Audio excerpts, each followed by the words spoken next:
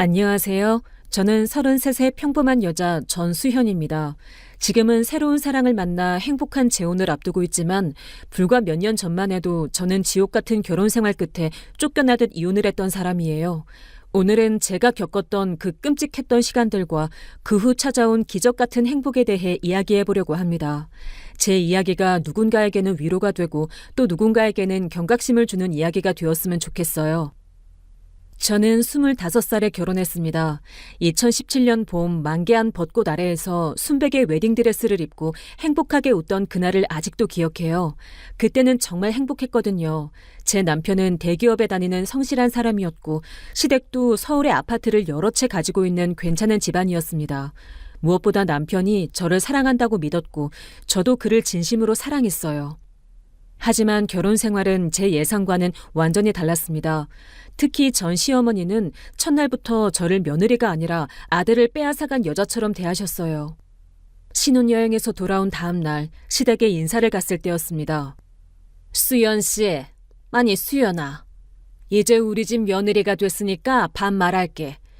우리 집안 규칙부터 알려줘야겠어. 첫째, 명절과 제사는 무조건 큰며느리인 네가 다 준비해야 해. 둘째, 시댁 어른들 생신은 네가 챙겨서 미리미리 준비하고. 셋째, 매주 일요일은 우리 집에 와서 저녁 식사 같이 하는 거야. 알겠지? 그리고 가장 중요한 건 빨리 손주 낳아야 해. 우리 민준이가 장남인데 대를 이어야지. 늦어도 1년 안에는 임신 소식 들려줘야 해. 알았어? 네, 어머님. 최선을 다하겠습니다. 최선을 다한다는 게 무슨 소리야? 그냥 하는 거지. 요즘 애들은 다 그렇게 말만 거창하게 하더라. 하여튼 우리 민준이 잘 챙겨주고 빨리 예쁜 손주 얼굴 보여줘. 아들 낳으면 더 좋고. 저는 그날부터 매주 일요일마다 시댁에 가서 저녁 준비를 했습니다. 장을 보고 요리를 하고 설거지를 하고 청소까지 다 했어요. 남편은 그저 TV를 보거나 아버지와 이야기를 나눴고 전 시어머니는 소파에 앉아서 제가 하는 일을 감시하듯 지켜보셨죠. 결혼 1년이 지났을 때 아이가 생기지 않자 전 시어머니의 태도는 더 노골적으로 변했습니다. 수연아, 너 혹시 몸에 어디 문제 있는 거 아니야? 결혼한 지 벌써 1년이 넘었는데 왜 아직도 임신 소식이 없는 거야? 요즘 젊은 애들이 다이어트니 뭐니 하면서 몸을 망쳐놔서 그런 거 아니야? 또 결혼 전에 다이어트 많이 했다며? 어머님, 저희 아직 신혼이잖아요. 조금만 기다려주시면 좋은 소식 있을 거예요.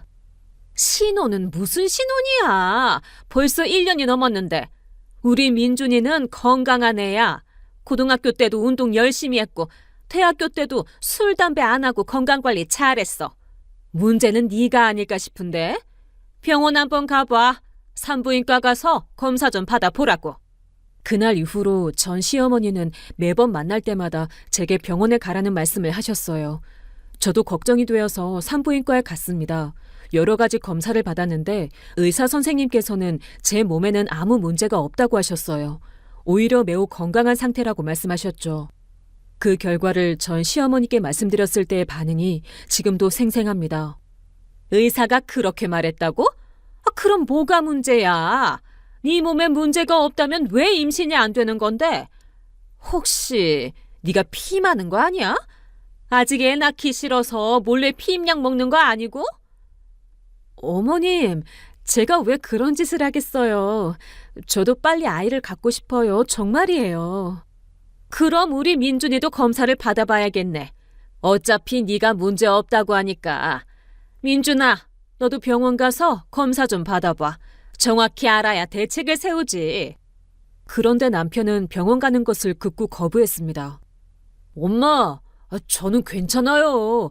제가 무슨 문제가 있겠어요. 그냥 시간이 좀 더 필요한 거겠죠. 수연아, 우리 좀 더 노력해보자, 어? 당신도 검사 한번 받아봐. 그래야 확실히 알 수 있잖아. 나만 검사 받고 당신은 안 받으면 그게 말이 돼? 야, 남자가 그런 검사 받는 거 창피한 거 몰라? 그리고 나는 진짜 문제 없어. 엄마 말대로 나는 건강하게 자랐다고. 그냥 네가 좀 더 몸 관리 잘하면 되는 거 아니야? 저는 그때 처음으로 남편에게 실망했습니다. 제 편이 되어줄 거라고 믿었던 사람이 오히려 저를 의심하고 책임을 저에게만 떠넘기는 모습을 보면서요. 결혼 2년 차에 접어들자 상황은 더 심각해졌습니다. 전 시어머니는 저를 만날 때마다 아이 이야기만 하셨고 심지어 제가 무엇을 먹는지까지 간섭하기 시작했어요. 수연아, 커피 마시지 마. 카페인이 임신에 안 좋대. 그리고 아이스크림도 먹지 말고 찬 음식 먹으면 자궁이 차가워져서 임신 안 된대. 매운 것도 먹지 마. 속이 안 좋으면 아기가 안 생겨. 알았지? 그리고 저녁에는 꼭 따뜻한 물로 족욕을 해. 족욕이 임신에 좋다더라. 내가 한약도 지어왔으니까 매일 아침 저녁으로 먹어. 어머님, 제가 알아서 관리할게요. 너무 걱정하지 마세요. 네가 알아서 한다는 게 이 모양이잖아. 벌써 2년이나 지났는데 아직도 임신 소식이 없다고. 다른 집 며느리들은 결혼하자마자 바로 임신하던데 너는 도대체 뭐가 문제야? 혹시 네가 모르는 숨겨진 병이라도 있는 거 아니야? 다른 병원 가서 정밀검사 다시 받아봐. 저는 전 시어머니가 시키는 대로 다른 병원에도 가보고 한의원에도 가보고 침도 맞아보고 온갖 민간요법도 다 해봤습니다. 하지만 소용이 없었어요. 그럴수록 전 시어머니의 구박은 더 심해졌습니다. 결혼 3년 차, 저는 이미 지쳐 있었습니다. 매일 밤 남편과 관계를 가져야 한다는 압박감, 매달 생리가 시작될 때마다 느끼는 절망감, 그리고 시댁 식구들의 차가운 시선, 모든 것이 저를 짓눌렀어요. 그때쯤 전 시어머니는 제게 더 충격적인 말을 하셨습니다. 수연아, 내가 솔직하게 얘기할게. 네가 만약 정말 아이를 못 낳는 몸이면 우리 민준이를 위해서 이혼을 고려해봐야 하는 거 아니야? 우리 민준이가 대를 이어야 하는데 너 때문에 그게 안 되면 어떡해? 민준이 인생도 생각해 봐야지. 어머님, 그게 무슨 말씀이세요? 아직 확실히 문제가 뭔지도 모르는데 왜 이혼 얘기까지 나오는 거예요? 3년이면 충분히 긴 시간이야. 정상적인 부부라면 진작에 아이가 생겼어야 해. 네가 문제가 있다는 게 이제 확실한 거 아니야? 우리 민준이는 멀쩡한데 말이야. 너 때문에 우리 아들 인생이 망가지는 꼴을 내가 어떻게 가만히 봐? 그날 저는 집에 돌아와서 남편에게 울면서 호소했습니다. 당신 엄마가 나한테 이혼하라고 했어. 내가 아이를 못 낳으니까 당신 인생을 위해서 헤어지자고. 당신은 어떻게 생각해? 당신도 그렇게 생각하는 거야? 엄마가 그런 말씀을 했어? 에이, 그냥 하신 말씀일 거야. 너무 심각하게 받아들이지 마. 그리고 수연아, 사실 나도 조금은 답답하긴 해. 우리 진짜 병원 다시 가보는 거 어때? 더 큰 병원으로. 나는 이미 3군데 병원에서 검사 받았어. 다 문제 없다고 했고. 당신은 단 한 번도 검사 받으러 가지 않았잖아. 왜 문제가 항상 나한테만 있다고 생각하는 거야? 아, 알았어. 내가 검사 받으면 되잖아. 그렇게까지 말할 거야? 내일 당장 병원 예약할게. 됐지? 하지만 남편은 병원에 가지 않았습니다. 다음 날도 그 다음 주에도요. 항상 회사 일이 바쁘다는 핑계만 댔죠. 결혼 4년 차가 되자 상황은 더 심각해졌습니다. 전 시어머니는 이제 친척들 앞에서도 대놓고 저를 무시했어요. 어느 날 시댁 친척 모임에서 전 시어머니가 이렇게 말씀하시더군요. 아이고, 우리 큰집은 언제 손주 얼굴 볼지 모르겠네. 벌써 4년째인데 소식이 없어. 요즘 젊은 애들은 다 뭐가 문제인지 모르겠어. 예전에는 결혼하면 바로바로 애를 낳았는데 말이야. 아니, 형님, 아직도 손주가 없어요? 그럼 혹시 며느리가? 그러게 말이야. 검사를 받았는데도 문제 없다고 하더라고. 근데 4년이 지났는데도 임신이 안 되는 거면 그게 문제가 없는 거야? 나는 잘 모르겠어. 저는 그 자리에서 너무 수치스러워서 화장실로 달려가 한참을 울었습니다. 그날 저녁 저는 남편에게 마지막으로 부탁했어요. 당신 제발 병원 가자. 우리 둘 다 정밀 검사 다시 받아보자. 이렇게는 못 살겠어. 당신 엄마가 나를 어떻게 대하는지 알아?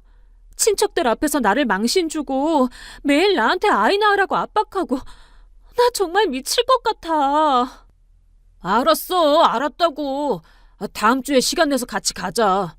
그리고 엄마한테는 내가 말씀드릴게. 너한테 그렇게 하지 말라고. 하지만 남편의 약속은 지켜지지 않았습니다. 병원 예약도 하지 않았고 전 시어머니한테도 아무 말도 하지 않았어요. 오히려 제가 예민하게 구는 거라며 저를 나무랐죠. 결혼 5년 차가 되던 해 봄, 저는 드디어 남편을 설득해서 함께 큰 병원에 갔습니다. 남편도 저도 모든 검사를 다시 받았어요. 그리고 일주일 후 결과를 들으러 갔을 때 충격적인 사실을 알게 되었습니다. 검사 결과를 보니까 남편분 쪽에 문제가 있네요. 정자수가 현저히 적고 운동성도 매우 낮습니다. 자연 임신은 거의 불가능한 상태라고 보시면 됩니다. 시술을 고려해 보셔야 할 것 같아요. 저는 그 말을 듣고 멍해졌습니다. 5년 동안 제가 받았던 모든 구박, 모든 비난, 모든 수치심이 한꺼번에 떠올랐어요. 문제는 제가 아니었던 겁니다. 남편이었어요. 당신 들었어? 의사 선생님 말씀 들었지? 문제는 나한테 있는 게 아니었어. 당신이었어. 미안해. 나도 몰랐어. 진짜 몰랐다고. 몰랐다고? 5년 동안 나는 당신 엄마한테 얼마나 구박을 받았는데 나는 매일 눈물을 흘리면서 살았어. 그런데 문제는 당신이었다고? 당신이 진짜 검사만 받았어도 내가 이런 고생을 하지 않았을 텐데. 하지만 더 충격적인 것은 그 다음이었습니다. 집에 돌아와서 남편에게 전 시어머니께 사실을 말하자고 했을 때 남편이 거부한 겁니다. 엄마한테는 말하지 말자. 엄마가 알면 충격받으실 거야. 뭐? 지금 무슨 소리 하는 거야? 당신 엄마가 나한테 5년 동안 얼마나 심하게 했는데 사실을 말하지 말자고? 나는 억울하지도 않아? 알아. 미안해. 근데 엄마는 아들밖에 없잖아. 내가 문제라는 걸 알면 너무 상심하실 거야. 그냥 우리끼리만 알고 있자. 시술 받으면 되잖아. 저는 그날 남편에 대한 모든 감정이 식어버렸습니다. 이 사람은 끝까지 자기 엄마 편이었던 거예요. 제가 받은 상처, 제 고통은 전혀 중요하지 않았던 겁니다. 그로부터 한 달 후, 전 시어머니가 또다시 저를 불러서 말씀하셨습니다. 수연아, 엄마가 결심했어. 너희 둘은 이혼하는 게 맞는 것 같아. 5년이나 지났는데 아이가 없다는 건 분명히 문제가 있는 거야. 우리 민준이는 재혼해서 아이를 낳아야 해. 미안하지만 이혼 서류 준비해줘. 위자료는 네가 원하는 만큼 줄게. 어머님, 사실은 저는 그때 진실을 말하려고 했습니다. 아들한테 있다고, 의사가 그렇게 진단했다고 말하려고 했어요. 하지만 옆에 있던 남편이 제 손을 꽉 잡으면서 고개를 저었습니다. 눈빛으로 제발 말하지 말라고 애원하는 것 같았어요. 저는 그 순간 모든 걸 포기했습니다. 이 가족과는 더 이상 함께할 수 없다고 생각했어요. 알겠습니다, 어머님. 이혼하겠습니다. 그렇게 저는 2022년 여름 30살의 나이에 아무것도 없이 쫓겨나듯 이혼을 했습니다. 5년간의 결혼 생활이 그렇게 끝났어요. 위자료라고 받은 돈으로 작은 원룸을 얻고 카페 아르바이트를 시작했습니다. 이혼 후 몇 달 동안은 정말 힘들었습니다. 밤마다 울었고 제 자신이 너무 초라하게 느껴졌어요. 하지만 동시에 해방감도 느꼈습니다. 더 이상 전 시어머니의 구박을 듣지 않아도 되고 매달 생리를 할 때마다 죄책감을 느끼지 않아도 되니까요. 그렇게 3년의 시간이 흘렀습니다. 그리고 제 인생에 새로운 사람이 나타났어요. 그 사람이 바로 지금 제가 재혼하려는 태호 씨입니다. 하지만 그 이야기를 하기 전에 이혼 후 저에게 일어났던 일들을 먼저 말씀드려야 할 것 같습니다. 그렇게 이혼 후 3년이라는 시간이 흘렀습니다. 그 시간 동안 저는 작은 카페에서 바리스타로 일하면서 조금씩 제 자신을 회복해 나갔어요.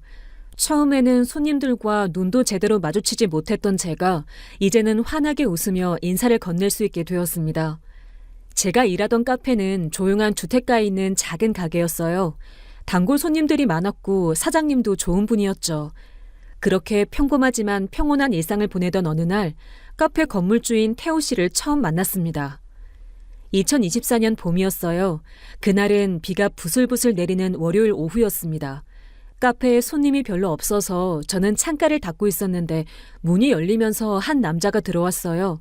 정장 차림에 우산을 든 그 남자는 키가 크고 인상이 부드러워 보였습니다. 어서 오세요. 몇 분이세요? 한 명이요. 아메리카노 한 잔 부탁합니다. 그리고 여기 건물주인데 사장님 계신가요? 아, 건물주님이세요? 사장님은 지금 잠깐 외출하셨는데 곧 오실 거예요. 먼저 커피 가져다 드릴게요. 잠시만 기다려주세요. 저는 커피를 만들어 그분께 가져다 드렸어요. 그분은 공손하게 고맙다는 인사를 하시더니 창가 자리에 앉아서 노트북을 켰습니다. 1시간쯤 후에 사장님이 돌아오셨고 두 분은 잠시 이야기를 나누신 후 태호 씨는 인사를 하고 나가셨어요. 그런데 신기하게도 그날 이후로 태호 씨는 자주 카페에 오셨습니다. 처음에는 일주일에 한두 번 정도였는데 점점 횟수가 늘어나더니 거의 매일 오시게 되었어요. 항상 같은 자리에 앉아서 노트북으로 일을 하시거나 책을 읽으셨죠. 몇 달이 지나면서 저희는 자연스럽게 대화를 나누게 되었습니다. 수연 씨, 오늘 날씨 좋네요. 이렇게 화창한 날은 커피가 더 맛있는 것 같아요. 맞아요. 봄 날씨가 정말 좋죠. 항상 아메리카노만 드시는데 다른 메뉴도 한번 드셔보세요. 저희 라떼도 맛있어요. 그럼 오늘은 라떼로 부탁드릴게요. 수연 씨가 추천하시니까 믿고 마셔볼게요. 그렇게 조금씩 가까워지면서 저는 태호 씨에 대해 알게 되었습니다. 그분은 부모님께 물려받은 건물 몇 채로 임대업을 하시면서 무역업도 함께 하시는 사업가셨어요. 몇 년 전에 부인을 암으로 잃으셨다고 했고 초등학교 3학년인 딸 서연이와 단둘이 살고 계신다고 하셨죠. 어느 날 태호 씨가 제게 조심스럽게 물어보셨습니다. 수연 씨, 실례가 안 된다면 혹시 결혼하신 적 있으세요? 아니, 이렇게 물어보는 게 실례인가요? 죄송합니다. 아니에요. 괜찮아요. 네, 결혼했었어요. 이혼했고요. 3년 전에요. 그러셨군요. 저도 비슷한 처지라. 제 아내는 4년 전에 세상을 떠났어요. 그래서 지금 딸아이랑 둘이 살고 있습니다. 처음엔 정말 힘들었는데 이제는 조금 괜찮아졌어요. 수연 씨도 많이 힘드셨겠어요. 저도 처음엔 정말 힘들었어요. 근데 시간이 지나니까 조금씩 나아지더라고요. 이제는 혼자 사는 것도 괜찮고 제 인생을 살고 있다는 느낌이 들어요. 그날 이후로 저희는 더 편하게 대화를 나누게 되었습니다. 태호 씨는 따뜻하고 배려심 깊은 분이었어요. 항상 제 의견을 존중해 주셨고 제가 힘들어 보일 때면 조용히 위로의 말을 건네주셨죠. 몇 달이 더 지난 어느 날 태호 씨가 딸 서연이를 데리고 카페에 오셨습니다. 서연아, 여기가 아빠가 자주 오는 카페야. 인사해봐. 여기 수연 이모. 안녕하세요. 저는 박서연이에요. 아빠가 이모 커피가 정말 맛있다고 했어요. 어머, 안녕 서연아. 너 정말 예쁘구나. 뭐 마시고 싶어? 이모가 맛있는 거 만들어줄게. 저는 핫초코와 케이크를 예쁘게 준비해서 서연이에게 가져다 주었어요. 서연이는 정말 밝고 착한 아이였습니다.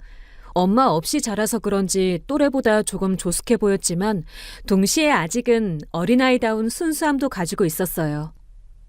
그날 이후로 서연이는 아빠를 따라 자주 카페에 왔고 저는 자연스럽게 서연이와도 친해졌습니다. 제가 쉬는 시간에 서연이와 함께 그림을 그리거나 숙제를 도와주기도 했어요.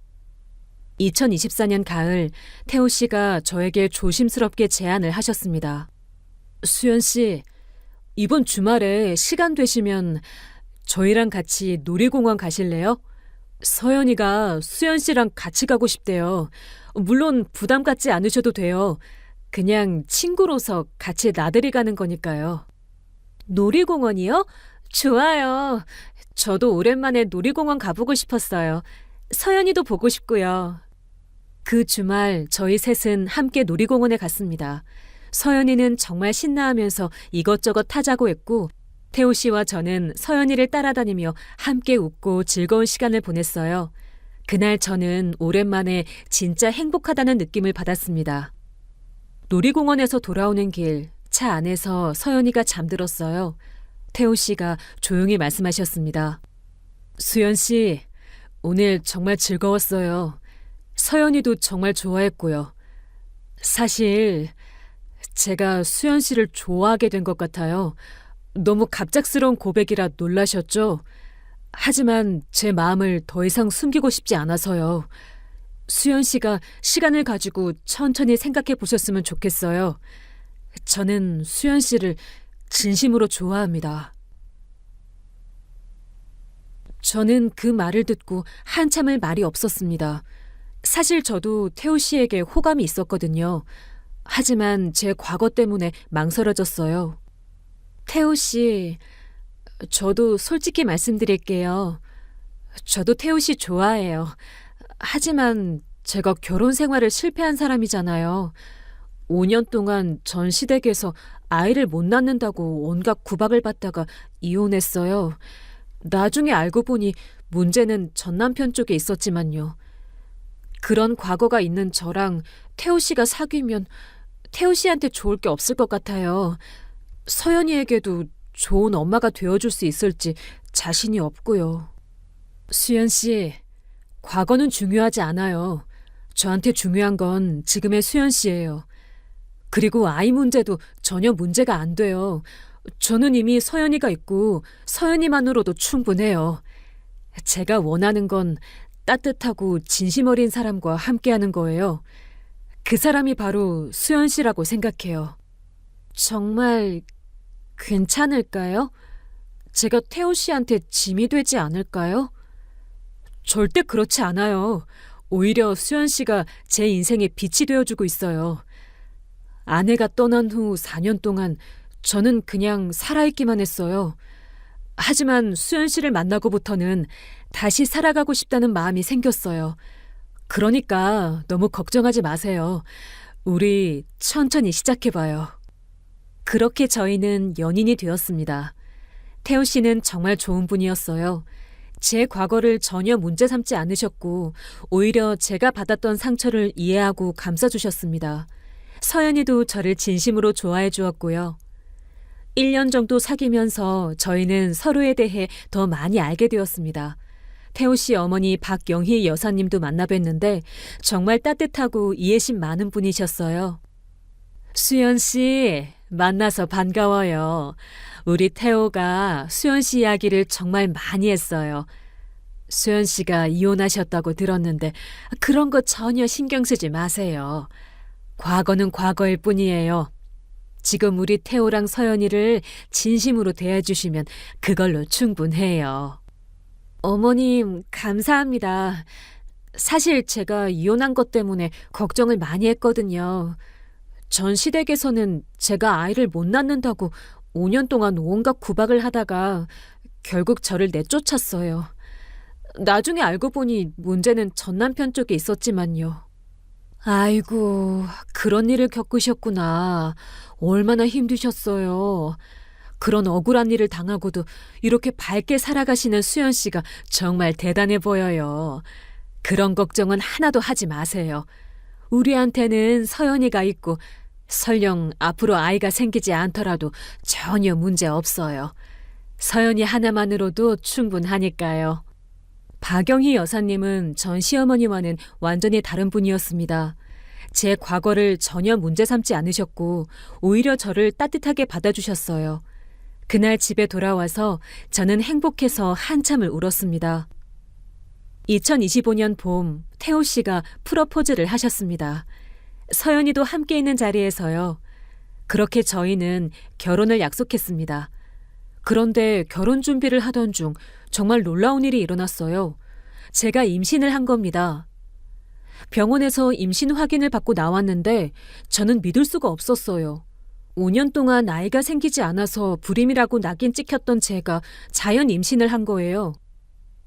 태호 씨, 저 임신했어요. 지금 15주래요. 정말요? 수연 씨, 이게 정말이에요? 천만 다행이에요. 아니, 이게 천만 다행이라는 말이 맞나요? 축하해요, 수연 씨. 정말 축하해요. 저도 믿기지가 않아요. 제가 정말 엄마가 될 수 있는 거예요.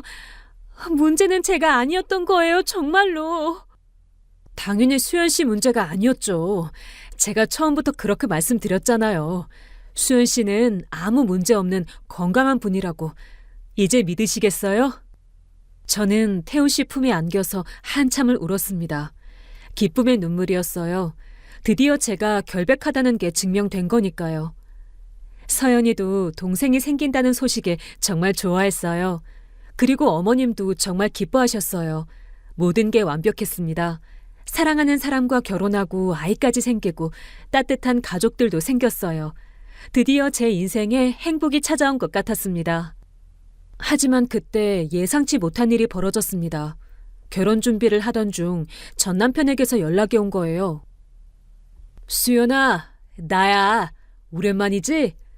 네가 재혼한다는 소식 들었어. 축하한다. 그런데 혹시 시간 되면 나 좀 만나줄 수 있을까? 할 얘기가 있어서. 저는 고민 끝에 태호 씨와 상의한 후 전 남편을 만나기로 했습니다. 카페에서 만났는데 전 남편은 많이 수척해 보였어요. 수연아, 미안해. 정말 미안해. 나 재혼했었어, 작년에. 그런데 그 사람이랑도 아이가 안 생기는 거야. 그래서 다시 병원에 가서 검사를 받았는데 역시 문제는 나한테 있더라. 의사가 그러는데 자연 임신은 거의 불가능하대. 너한테 사과하고 싶어. 사과요? 지금? 3년이 지난 지금 와서요? 저한테 그렇게 해놓고 이제 와서 사과하고 싶다고요? 죄송하지만 저는 그럴 생각 없어요. 저는 이제 새로운 인생을 살고 있어요. 과거는 과거로 남겨두고 싶어요. 앞으로 다시는 연락하지 마세요. 2025년 5월, 드디어 저희 결혼식 날이 밝았습니다. 날씨도 정말 화창하고 좋았어요. 작지만 따뜻한 분위기의 웨딩홀에서 가까운 지인들만 모시고 결혼식을 올리기로 했거든요. 저는 아침 일찍 일어나서 웨딩드레스를 입었습니다. 거울을 보니까 첫 결혼 때와는 완전히 다른 제 모습이 보였어요. 그때는 불안하고 떨렸는데 지금은 진심으로 행복했거든요. 서연이가 제 방으로 들어와서 말했습니다. 엄마, 진짜 너무 예뻐요. 우리 엄마가 세상에서 제일 예쁜 것 같아요. 저 오늘 엄마 옆에서 꽃 들고 걸을 생각하니까 너무 설레요. 우리 서연이가 옆에 있어주면 엄마는 더 행복해. 고마워, 서연아. 너 때문에 엄마가 정말 많이 행복해졌어. 저도요, 엄마. 엄마 만나서 저도 정말 행복해요. 아빠도 요즘 정말 행복해 보이고요. 그리고 곧 동생도 태어나잖아요. 우리 가족 최고예요. 어머님도 오셔서 저를 보고 눈물을 글썽이셨어요. 수연아, 정말 아름답구나. 우리 며느리가 이렇게 예쁜데 우리 태호가 복받은 거야. 오늘 정말 행복한 하루가 될 거야. 아무 걱정하지 말고 그냥 행복하기만 해. 어머님, 감사합니다. 저 정말 행복해요. 어머님을 만나서, 태호 씨를 만나서, 서연이를 만나서. 제 인생에서 가장 행복한 날이에요. 드디어 결혼식 시간이 되었습니다. 웨딩 마치가 울려 퍼지고 저는 서연이와 함께 버진로드를 걸었어요. 태호 씨가 제단 앞에서 환하게 웃으며 저를 기다리고 계셨죠. 하객들 모두 축복의 박수를 보내주셨습니다. 저는 천천히 걸으면서 생각했어요. 드디어 제 인생에도 이런 날이 온 거구나. 진짜 사랑하는 사람과 진심으로 저를 받아주는 가족과 함께하는 이 순간이 꿈만 같았습니다. 제가 제단 앞에 거의 다 도착했을 때 갑자기 웨딩홀 뒤쪽에서 큰 소리가 들렸습니다. 잠깐만요! 이 결혼식 멈춰주세요! 전 시어머니가 전 남편과 함께 웨딩홀 안으로 들어오고 있었습니다. 하객들이 모두 놀란 표정으로 웅성거렸어요. 수연아, 아니 여러분, 이 여자랑 결혼하시면 안 됩니다. 이 여자는 아이를 못 낳아요.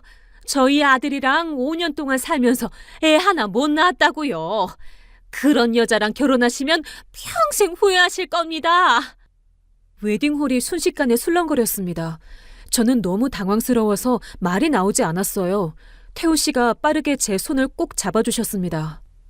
어떤 분이신지 모르겠지만 지금 결혼식을 방해하고 계십니다. 당장 나가주시기 바랍니다. 나가라고요? 저 여자는 불임이에요. 5년 동안 단 한 번도 임신을 못했어요.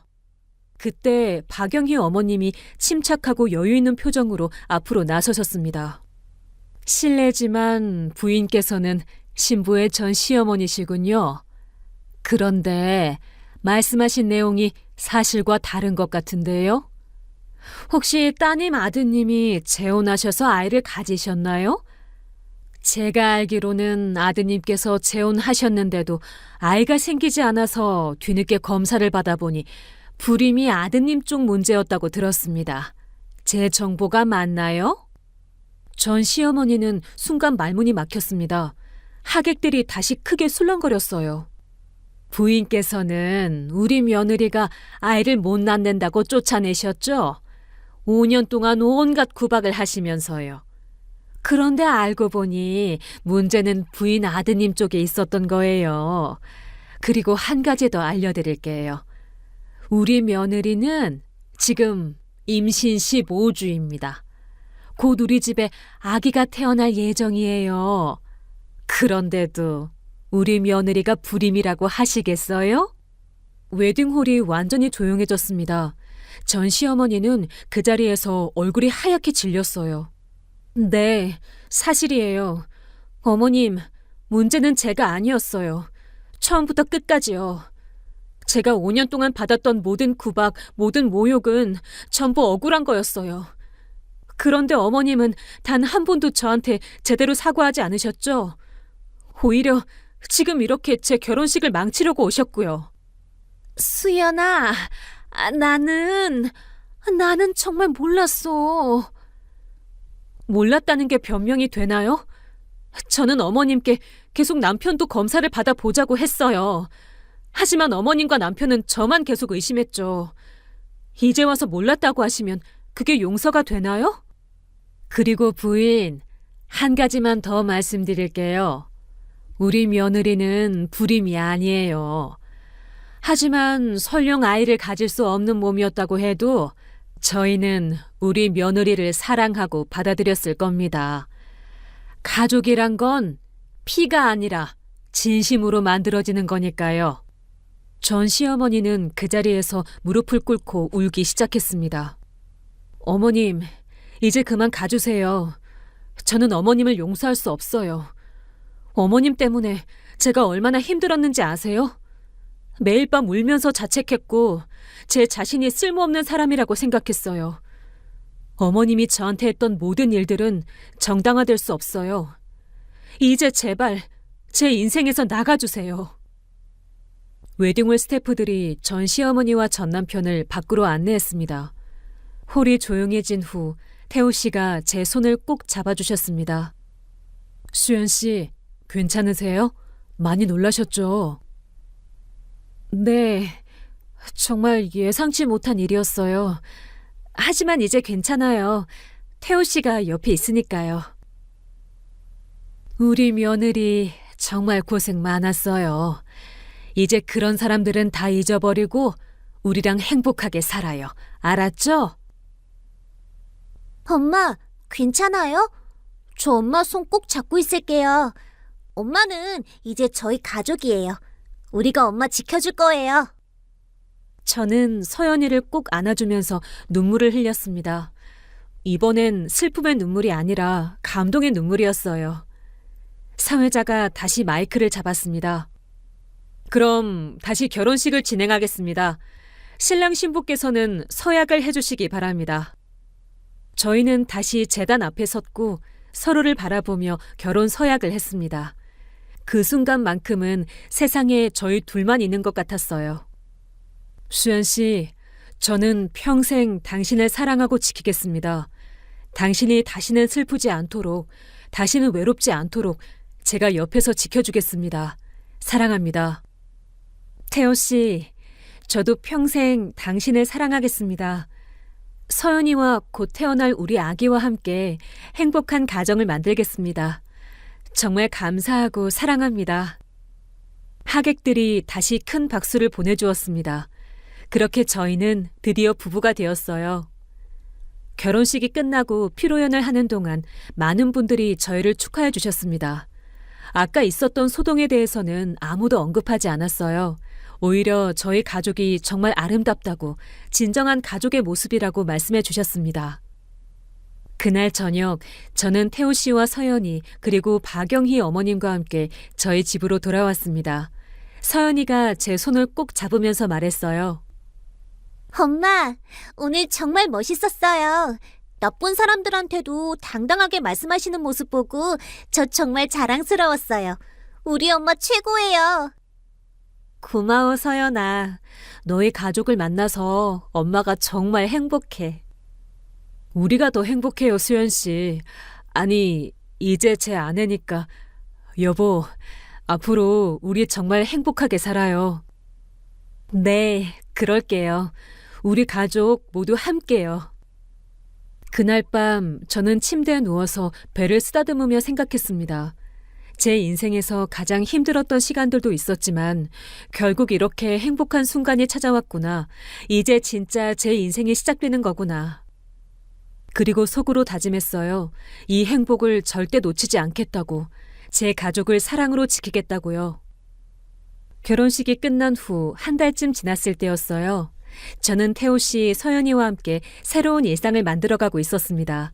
아침에 일어나면 서연이 학교 도시락을 싸주고 태호 씨는 출근 준비를 하고 저는 집안일을 하면서도 정말 행복했어요. 임신 중이라 무리하지 않으려고 했지만 가족을 위해 뭔가를 한다는 게 너무 기뻤거든요.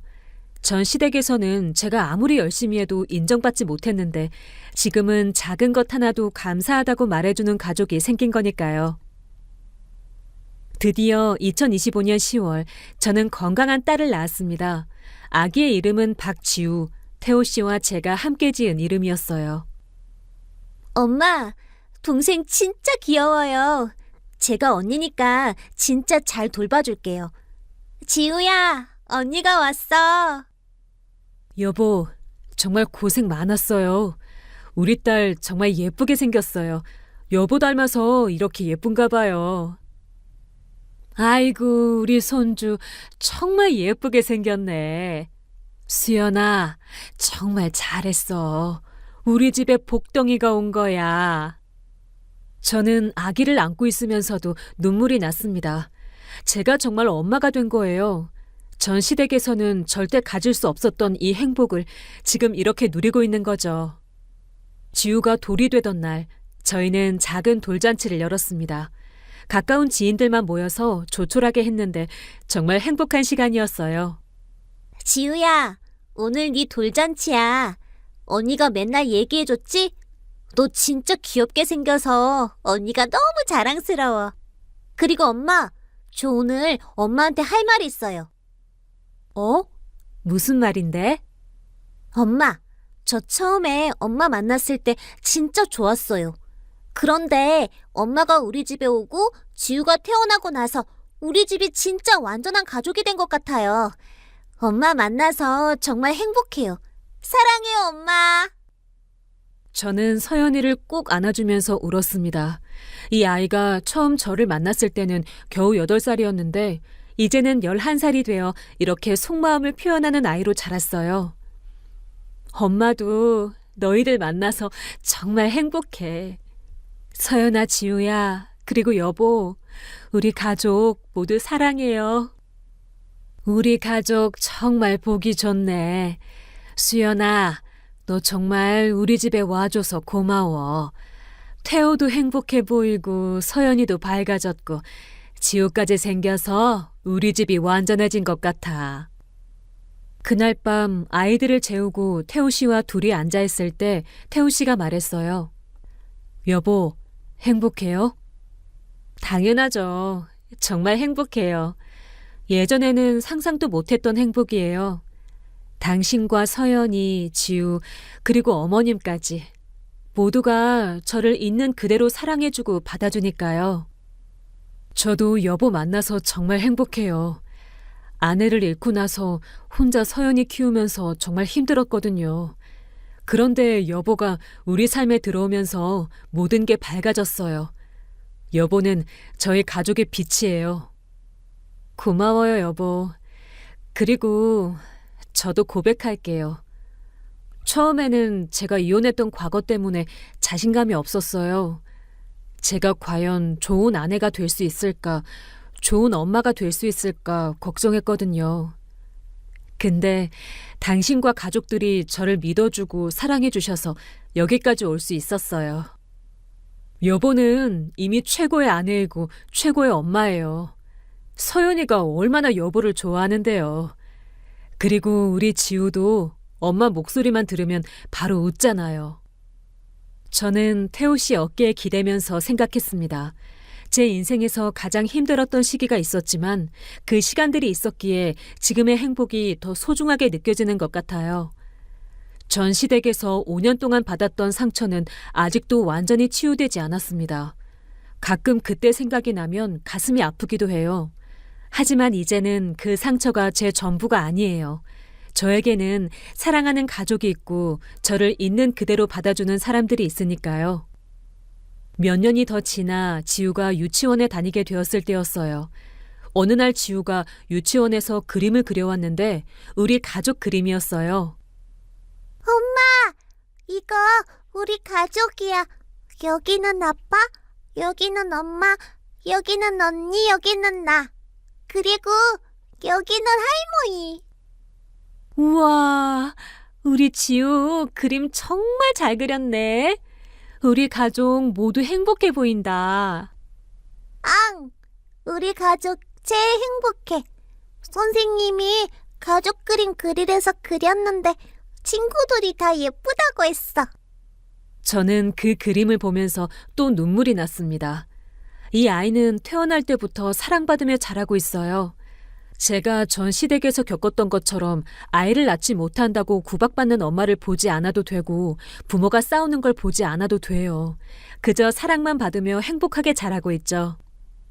그리고 서연이도 이제 중학생이 되었어요. 사춘기가 와서 가끔 삐딱할 때도 있지만 여전히 저를 엄마라고 부르며 따라줍니다. 어느 날 서연이가 학교에서 돌아와서 이렇게 말했어요.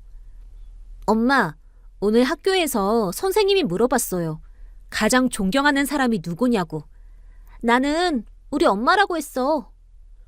정말? 왜? 엄마는 힘든 일을 겪었는데도 포기하지 않고 다시 일어났잖아요.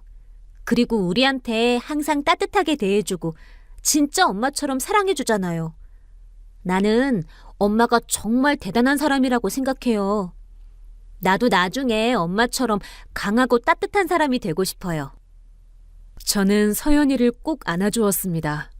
이 아이가 저를 이렇게 생각해주다니 정말 감사하고 행복했어요. 지금 제 나이는 37세입니다. 재혼한 지 4년이 되어가고 지우는 이제 4살이 되었어요. 태호 씨와는 여전히 사랑하며 잘 살고 있고 어머님도 건강하게 저희와 함께 계십니다. 가끔 길을 걷다가 임산부를 보면 생각해요.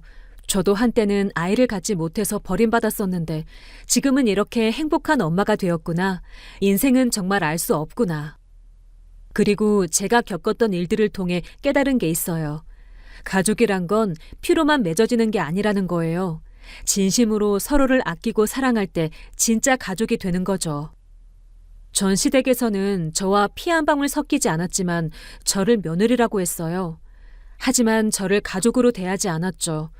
반면에 지금 제 가족은 서연이가 제 친딸은 아니지만 진짜 엄마와 딸처럼 지내고 있어요. 박영희 어머님도 저를 친딸처럼 아껴주시고요. 여러분, 혹시 지금 힘든 시간을 보내고 계신가요? 가족에게 상처받아 힘드신가요? 저는 이렇게 말씀드리고 싶어요. 포기하지 마세요. 제가 그랬던 것처럼 여러분도 분명히 행복을 찾을 수 있을 거예요. 그리고 한 가지 더. 믿는 도끼에 발등 찍힌다는 속담이 있죠.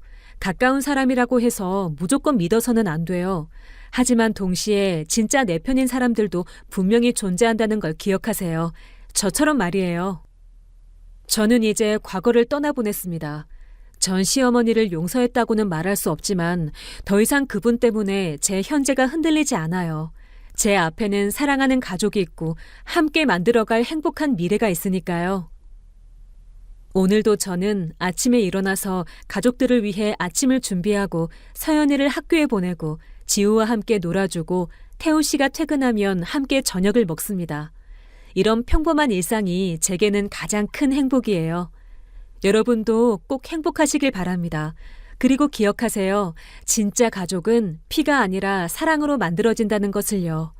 제 이야기를 끝까지 들어주셔서 감사합니다.